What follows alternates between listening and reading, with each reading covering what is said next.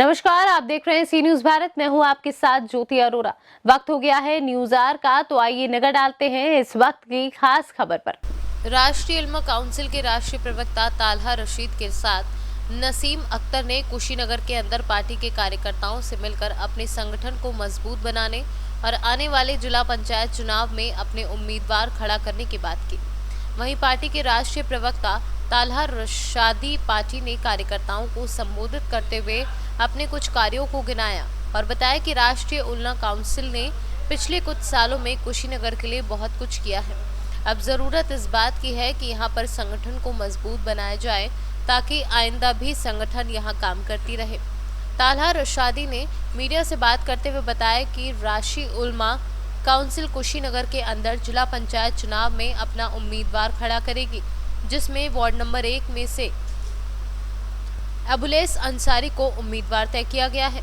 वहीं बाकी वार्ड में अभी उम्मीदवारों का चुनाव बाकी है। मीटिंग में मौजूद मंडल अध्यक्ष मौलाना शमशाद, डॉक्टर फखरे आलम और जिला अध्यक्ष मौलाना मुबारक नदवी और अमीरुद्दीन सिद्दीकी, हाफिज इरशाद अहमद और दीगर लोग उपस्थित रहे।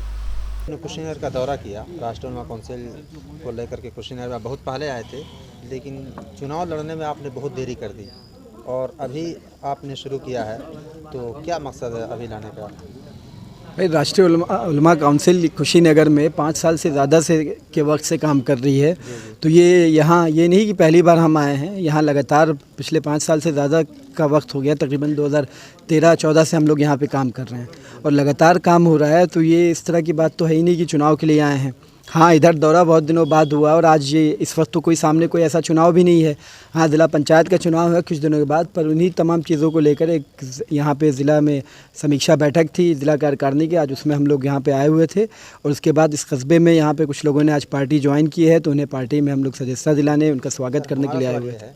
कि राष्ट्रीय उल्मा काउंसिल कुशीनगर के अंदर बहुत पहले से आई हुई है, लेकिन चुनाव अभी तक नहीं लड़ी है और लगता है कि ये पहली चुनाव लड़ने जा रही है। इससे पहले भी चुनाव लड़ी है। अब जैसा कि हमने कहा कि हम लोग काम करते हैं, ज़मीनी स्तर पे काम करने पे विश्वास रखते हैं, धरातल पे काम करने में विश्वास करते हैं। पिछले एक समय से यहाँ पे काम हो रहा है लगातार और अब हमको लगता है कि हम लोग ज़मीनी स्तर पे हमारा संगठन उस लायक हो गया है कि चुनाव लड़ा जा सकता है। तो इस बार जो सामने ज़िला पंचायत के चुनाव आने वाले हैं, उसमें हमारा इरादा है कि मजबूती से यहाँ पर जो सीटें हैं जहाँ पे हम अच्छा परफॉर्म कर सकते हैं, यहाँ या जहाँ पर हमारा संगठन अच्छा है, जहाँ पर हम अच्छा रिज़ल्ट हासिल कर सकते हैं, वहाँ पे हम मजबूत प्रत्याशियों को चुनाव लड़ाएंगे और इंशाल्लाह यहाँ पे हम कई सीटें जीतेंगे। तकरीबन कितने सीटों पर चुनाव लड़ाएंगे? देखिए, अभी इस बारे में फ़ाइनल कोई तय नहीं हुआ है, पर इरादा ये है कि ज़्यादा से ज़्यादा सीटें लड़ाई जाएगी और अच्छी वो सीटें लड़ाई जाएगी ख़ास तौर पे चयनित करके जहाँ पर हम चुनाव जीतने की स्थिति में हो या फिर अच्छी फाइट देने की स्थिति में हो। तो अभी उसी तमाम चीज़ों को लेकर आज यहाँ पे ज़िला समीक्षा बैठक भी थी ज़िला कमेटी की। अब आगे इस चीज़ को लेकर जब घोषणा होगी तो आपको बता दिया जाएगा।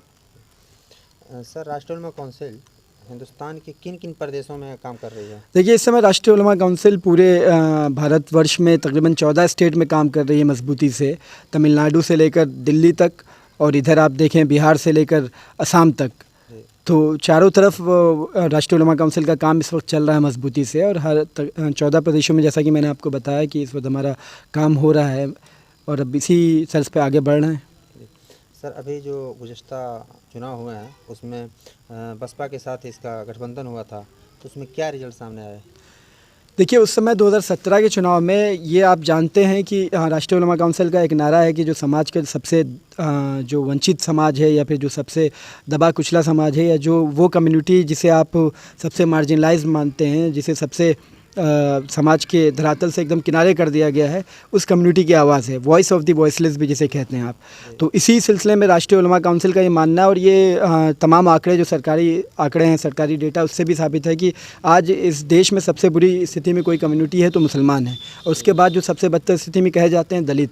तो 2017 में जो हालात थे, उत्तर प्रदेश में बीएसपी दलितों की एक बड़ी पार्टी कही जाती है, तो हमें ये लगा कि 2017 में दलित लीडरशिप ख़त्म होने के कगार पे है और मुस्लिम और दलित यही दोनों समाज के सबसे दबे कुचले वर्ग हैं। तो कहीं ना कहीं जो बाबा अंबेडकर जी के लिए मुस्लिम लीग ने किया था 1950 के दशक में कि जब कांग्रेस ने उन्हें हरा दिया था, संविधान सभा में जाने से रोक दिया था बम्बई से चुनाव हराकर, तो मुस्लिम लीग ने अपने सांसद को इस्तीफ़ा दिलाकर बाबा अम्बेडकर को बंगाल में बुलाया और वहाँ से जिताकर संविधान सभा भेजा, जिसके बाद बाबा अम्बेडकर संविधान के रचयिता बने। और आज पूरी दुनिया में, पूरे देश में क्या, पूरी दुनिया में ये विश्व प्रसिद्ध है कि बाबा अम्बेडकर ही फादर ऑफ कॉन्स्टिट्यूशन हैं, संविधान के रचयिता हैं हिंदुस्तान के। तो वो कुर्बानी मुस्लिम लीग ने दी थी। उसी इतिहास को दोहराते हुए राष्ट्रीय उलमा काउंसिल ने दलित लीडरशिप की बका के लिए, उसके अस्तित्व को बचाने के लिए हमने मायावती साहिबा से एक स्ट्रैटेजिक अलायंस किया था। कुछ मांगों पे, जो 5 मांगें थी, जिसमें हमारी मुस्लिम समाज की जो बुनियादी मसले हैं, जैसे चाहे वो आरक्षण हो, चाहे उनके रोज़गार का मसला हो, चाहे उनके जो झूठे आरोपों में, आतंकवाद के आरोप में उनको जेलों की सलाखों के पीछे डाल दिया गया, चाहे वो मसले हों, चाहे विकास का मुद्दा हो, शिक्षा का मुद्दा हो, इन 4-5 मुद्दों पे हमने एक स्ट्रैटेजिक अलायंस किया था, जिसमें तय हुआ था कि अगर बसपा सरकार में आती है तो वो इन मुद्दों पे हमारे समाज के लोगों को की इन ज़रूरतों को पूरा करेंगी। पर चूँकि चुनाव का जो रिज़ल्ट आया उसमें बसपा सत्ता में आ ही नहीं, तो उन मुद्दों की कोई बात आगे हो नहीं पाई। अब ये राजनीति है, इसमें नए नए गठबंधन बनते हैं, ख़त्म होते हैं। 2019 में आपने देखा, 17 के बाद 19 में गठबंधन की तमाम चीज़ें ही पलट गईं। तो बसपा ने सपा के साथ एक गठबंधन कर लिया, तो हम लोग गठबंधन से हट गए। अच्छा, अभी एक लास्ट सवाल ये है कि अभी मान लीजिए जिला पंचायत का चुनाव है और यहाँ पे 3 पार्टियाँ उभर रही हैं मुस्लिम के नाम पे। MIM है, पीस पार्टी है, राष्ट्रीय उलमा काउंसिल है। तो लोग कंफ्यूज रहेंगे कि हम किनको चुनें, तो इस पे क्या ऑप्शन तो कंफ्यूज होने की ज़रूरत नहीं है। हमने ये बात बहुत साफ़ तौर पे कही कि अगर आप बाज़ार में कोई कपड़ा ख़रीदने भी जाते हैं तो आप कपड़ा 4 दुकान में घूम कर देखते हैं, कपड़े की क्वालिटी देखते हैं, आप आजमाते हैं कि कपड़ा किस तरह का है, कौन सा कपड़ा अच्छा है, क्या है। अगर आप कोई सफ़ेद कपड़ा तलाशने जा रहे हैं तो आप देखते हैं उसमें अलग अलग क्वालिटी, कॉटन है, लिनन है, और क्या है क्या नहीं है। तो आदमी जब कपड़ा छाट कर लेता है, कोई छोटा सा सामान भी ख़रीद कर ठोक बजा कर लेता है, तो जब आप अपना किसी को लीडर चुन रहे हैं, आप किसी को अपना नेता मान रहे हैं, तो आपको उसको भी ठोक बजा कर देखना चाहिए। हम साफ़ तौर पे कहते हैं कि आप आजमाइए, आजमा कर देखिए कि कौन आपके सुख दुख में खड़ा है, कौन आपके साथ खड़ा है। जैसे कि आपने खुद सवाल किया कि पिछले 6-7 सालों से आप काम कर रहे हैं, पर चुनाव पहली बार लड़ने जा रहे हैं। तो हमने खुद, हमारा ये वो था कि ज़मीन पे हम काम करेंगे, लोगों को ज़मीन पे जोड़ेंगे और बुनियादी समस्याओं को उठाएंगे, फिर चुनाव लड़ेंगे।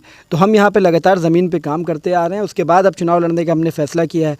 तो जो जनता है क्षेत्र की, वो जानती है, इलाके के लोग जानते हैं कि जब कोई ज़रूरत पड़ती है तो कौन खड़ा है। और ये इसलिए जनता खुद इस बात का फ़ैसला करेगी कि उसे किसे चुनना है। और ये बाकी सियासत है, सियासत में तो सबको हक़ हासिल है कि वो अपनी लीडरशिप का, अपनी पार्टी बना सकता है, वो चुनाव लड़ सकता है।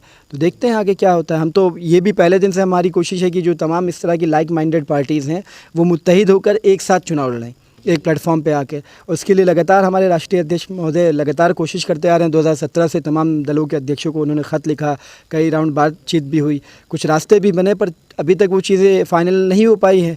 तो कोशिश उसकी भी है, यानी गठबंधन की कोशिश की जा रही है अपने वहाँ से। वो देखिए, ये तो एक सिलसिला ऐसा है जो लगातार चलता रहता है। हमारा ये हमेशा मानना है, जब हम नारा दे रहे हैं कि एकता का राज चलेगा, तो एकता के राज के लिए तो हर जगह एकता पैदा करनी होगी, आवाम में भी, पब्लिक में भी, और जो लीडर बनते हैं उनमें भी। तो कोशिश तो चौतरफा हो रही है। अगर नहीं वो एकता होती है, अगर गठबंधन नहीं होता, तो पब्लिक को फैसला तो करना होगा कि कौन उनके सुख दुख में खड़ा है, उसके साथ पब्लिक होगी। Thank you. हमने बात किया राष्ट्रीय उलमा काउंसिल के राष्ट्रीय प्रवक्ता से। उन्होंने साफ साफ बताया कि हम काम करते हैं और हम काम में विश्वास रखते हैं। जब हम काम किए तो आज जाकर के फिर राष्ट्रीय उलमा काउंसिल ने कुशीनगर का दौरा किया है और दौरा के अंदर इन्होंने अपने उम्मीदवारों से बात किया है, इन्होंने अपने कार्यकर्ताओं से बात किया है। और आपको बता दें कि राष्ट्रीय उलमा काउंसिल के कुछ डाटा हमें मिले हैं, जिन्होंने डाटा में लिखा है कि हम राष्ट्रीय उलमा काउंसिल एक ऐसी संगठन है जो बटला हाउस इनकाउंटर, यानी दिल्ली के अंदर जो इनकाउंटर हुआ था, जिसको राष्ट्रीय उलमा काउंसिल ने फर्जी नाम दी थी, फर्जी इनकाउंटर, उसके लिए हर साल जंतर मंतर पर धरना देती है। और इसके अलावा राष्ट्रीय उलमा काउंसिल के बारे में उन्होंने लिखा है कि एक ऐसी पार्टी है, एक ऐसी संगठन है जो एक भी सांसद नहीं है, एक भी विधायक नहीं है, उसके बावजूद भी ये मजलूमों के लिए और इसके अलावा दलितों के लिए आवाज़ उठाती रहती है। इसी तरीके से इन्होंने इसके अंदर दर्शाया है कि राष्ट्रीय उलमा काउंसिल जब सियासत के अंदर कदम रखती है, जैसे गुजरात के अंदर इन्होंने बताया है कि गुजरात के अंदर कोई मुस्लिम उम्मीदवार खड़े नहीं किए जा रहे थे, लेकिन राष्ट्रीय उलमा काउंसिल ने जब कदम रखा तो वहाँ पे मुस्लिम उम्मीदवारों को खड़ा किया गया, जिसकी वजह से राष्ट्रीय उलमा काउंसिल के जाने की वजह से उस उम्मीदवारों को फ़ायदा भी हुआ और काफ़ी ज़्यादा उम्मीदवारों ने काफ़ी हद तक चुनाव निकाल लिया था। इसी तरह से कुशीनगर के अंदर आज राष्ट्रीय उलमा काउंसिल अपनी मीटिंग ली और इसमें अबुल्लैस अंसारी जो वार्ड नंबर 1 से हैं, उनको इन्होंने उम्मीदवार घोषित किया है और यहाँ से राष्ट्रीय उलमा काउंसिल जिला पंचायत चुनाव के लिए उम्मीदवार खड़ा कर रही है। और इसी तरीके से अभी पूछा गया कि कहाँ कहाँ आप उम्मीदवार खड़े कर रहे हैं, तो आपने सुना कि बताया कि हम जगह जगह जा करके और अपने उम्मीदवार खड़े कर रहे हैं, और जहाँ पे हमें लग रहा है कि हमने कार्य किया है, हमें लोग जानते हैं और हमें यहाँ से निकल सकते हैं, वहाँ से उम्मीदवार खड़े कर रहे हैं। फिर हमने पूछा, इनसे सवाल किया सीधे कि कई मुस्लिम पार्टियां आ रही हैं, जैसे MIM है, पीस पार्टी है, राष्ट्रीय उलमा काउंसिल है, तो आखिर लोग कन्फ्यूजन रहेंगे किनको दिया जाएगा। तो उन्होंने कहा कि लोगों को परखने का तरीका आता है, लोग खुद परख लेंगे कि कौन हमारे हैं कौन गैर हैं। इसी तरीके से हमने और भी मुद्दों पे बात किया, आपने खुद सुना इनके ज़ुबानी कि इन्होंने किस तरीके से स्पष्ट लफ्ज़ों में तमाम बातों को बताया और तमाम तरह से सवालों का जवाब इन्होंने साफ साफ लफ्ज़ों में दिया। कैमरामैन मोहम्मद अहमद के साथ राशिद बिल्ला सेन। फिलहाल न्यूज़ आर में बस इतना ही। देश और दुनिया की तमाम बड़ी खबरों के लिए आप देखते रहिए सी न्यूज़ भारत।